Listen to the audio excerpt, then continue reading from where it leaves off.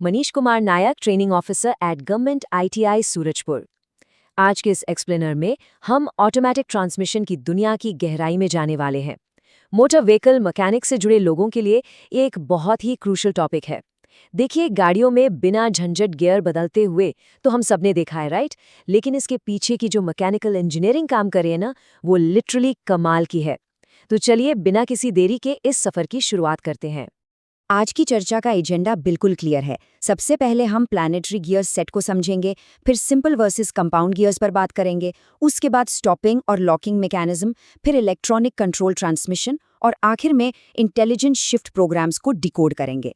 Mechanical heart से लेकर modern electronic brain तक का ये पूरा प्रोग्रेशन होने वाला है। तो चलिए सीधे जंप करते हैं हमारे पहले सेक्शन पर, द प्लानिटरी गियर सेट। ये वो बेसिक मैकेनिकल ढांचा है जो बिना गियर्स को खिसकाए ऑटोमेटिक शिफ्टिंग को पॉसिबल बनाता है।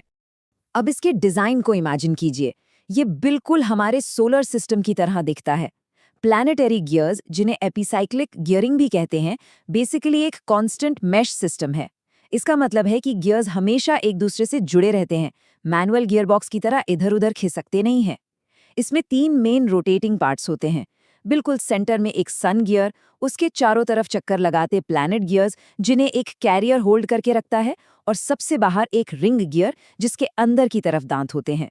गियर रेशियो चेंज करना है, बस इनमें से किसी एक हिस्से को पकड़ना या छोड़ना होता है। काफी सिंपल है ना? इसे एक रियल वर्ल्ड सिचुएशन से समझते हैं। मान लीजिए गाड़ी एक एकदम खड़ी पहाड़ी पर चढ़ रही है और उसे मैक्सिमम पावर यानी लो गियर की जरूरत है। तो गियर बॉक्स के अंदर क्या होगा?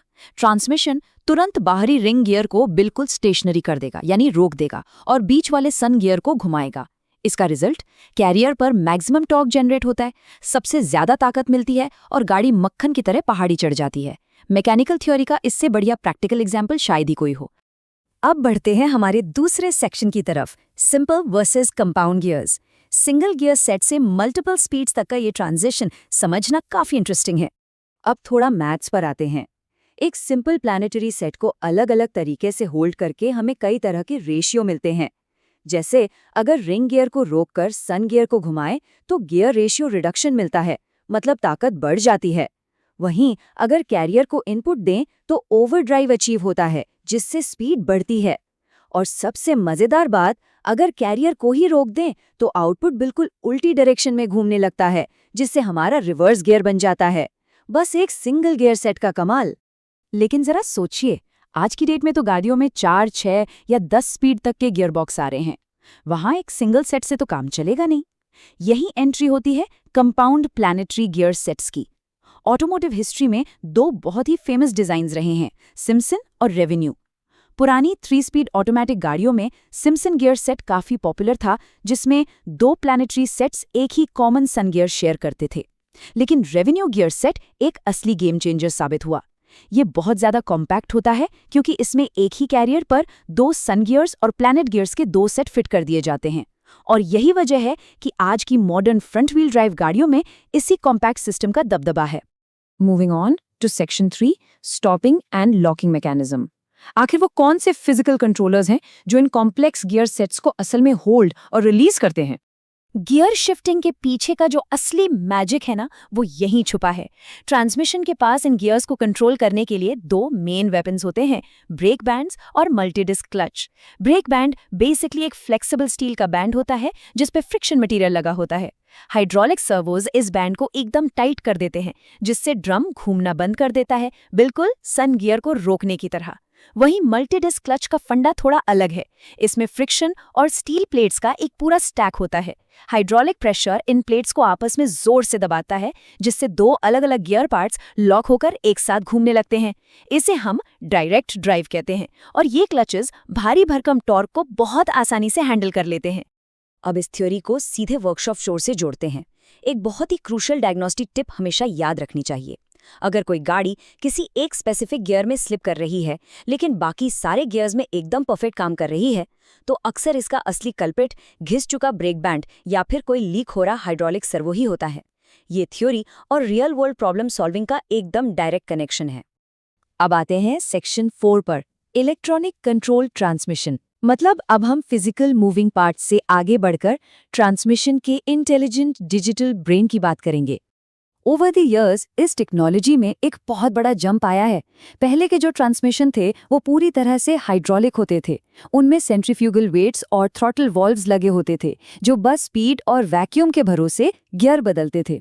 सच कहें तो वो थोड़े कम एफिशिएंट थे, लेकिन आज के मॉडर्न ट्रांसमिशन वो सुपर इंटेलिजेंट हैं। उनमें एक इलेक्ट्रॉनिक कंट्रोल यूनिट यानी ECU होता है। ये ECU लगातार थ्रॉटल पोजीशन, व्हीकल स्पीड और इंजन टेम्परेचर सेंसर्स से डेटा कलेक्ट करता रहता है और यही डेटा डिसाइड करता है कि एकदम परफेक्ट शिफ्टिंग का सही टाइम क्या है। चलिए इस शानदार वर्कफ्लो को एकदम स्टेप बाय स्टेप डिकोड करते हैं और ध्यान रहे ये सब कुछ लिटरली पलक झपकते ही हो जाता है। स्टेप 1, सेंसर्स सारा डेटा गैदर करते हैं। स्टेप 2, ECU इस डेटा को प्रोसेस करता है। Step 3, ECU electric solenoid valves को एक्टिवेट करने का कमांड देता है। स्टेप 4, ये वाल्व्स हाइड्रोलिक फ्लूइड को सही डायरेक्शन में डायरेक्ट करते हैं। और फाइनली स्टेप 5, फ्लूइड का प्रेशर जाकर क्लचेस या बैंड्स को एंगेज कर देता है। एक डिजिटल सिग्नल का फिजिकल मैकेनिकल एक्शन में कन्वर्ट होना, ये प्रोसेस वाकई माइंड ब्लोइंग है। हमारा लास्ट सेक्शन है section 5, intelligent shift programs. ECU अलग अलग ड्राइविंग कंडीशंस के हिसाब से अपना लॉजिक कैसे बदलता है, आइए देखते हैं। मॉडर्न ECU की सबसे खास बात है इसकी अडेप्टेबिलिटी। इकोनॉमी मोड में ये जानबूझकर जल्दी गियर चेंज कर देता है ताकि इंजन का RPM लो रहे और फ्यूल बचे। पावर या स्पोर्ट मोड में इसका बिहेवियर बिल्कुल बदल जाता है। ये लोअर गियर्स को ज़्यादा देर तक होल्ड करके रखता है ताकि हाई टॉर्क एक्सेलरेशन मिल सके। और विंटर या स्नो मोड में तो ये और भी स्मार्ट हो जाता है। गाड़ी को फर्स्ट गियर के बजाय सीधे सेकंड गियर में स्टार्ट करता है ताकि बर्फ पर पहिए बिल्कुल भी स्पिन ना करें। हर मोड का अपना एक परफेक्ट प्रैक्टिकल एप्लीकेशन है। अब एक इंटरेस्टिंग बात, पैडल शिफ्टर्स या टिप्ट्रॉनिक सिस्टम्स के बारे में हम सब जानते हैं। जब कोई ड्राइवर पैडल के थ्रू मैन्युअली गियर चेंज करता है तो उसे लगता है कि वो कंट्रोल में है, लेकिन असल में वो सिर्फ एक सजेशन दे रहा होता है। सिस्टम का बॉस अभी ECU ही है। ECU पहले ये क्रॉस चेक करता है कि ये शिफ्ट सेफ है या नहीं। अगर उसे लगता है कि इंजन ओवर रैव हो सकता है या कोई डैमेज हो सकता है तो वो उस शिफ्ट को रोक देता है। सिर्फ पूरी तरह सेफ होने पर ही वो सोलेनॉइड्स को एक्टिवेट करता है। इलेक्ट्रॉनिक कंट्रोल सिस्टम्स को डायग्नोस करते टाइम एक रूल हमेशा याद रखना चाहिए। अगर डैशबोर्ड पर गियरबॉक्स फॉल्ट लाइट जले ना, तो ट्रांसमिशन को तुरंत मैकेनिकली खोलने या टेयर डाउन करने की गलती कभी नहीं करनी चाहिए। सबसे पहले इलेक्ट्रिकल कनेक्टर्स और फ्लूइड लेवल चेक कीजिए। बहुत बार होता ये है कि असल प्रॉब्लम सिर्फ एक गंदा सोलेनॉइड या कोई फॉल्टी स्पीड सेंसर होता है, ना कि कोई बड़ा मैकेनिकल फेलियर। ये एक छोटी सी अप्रोच वर्कशॉप में बहुत सारा टाइम और पैसा बचा सकती है।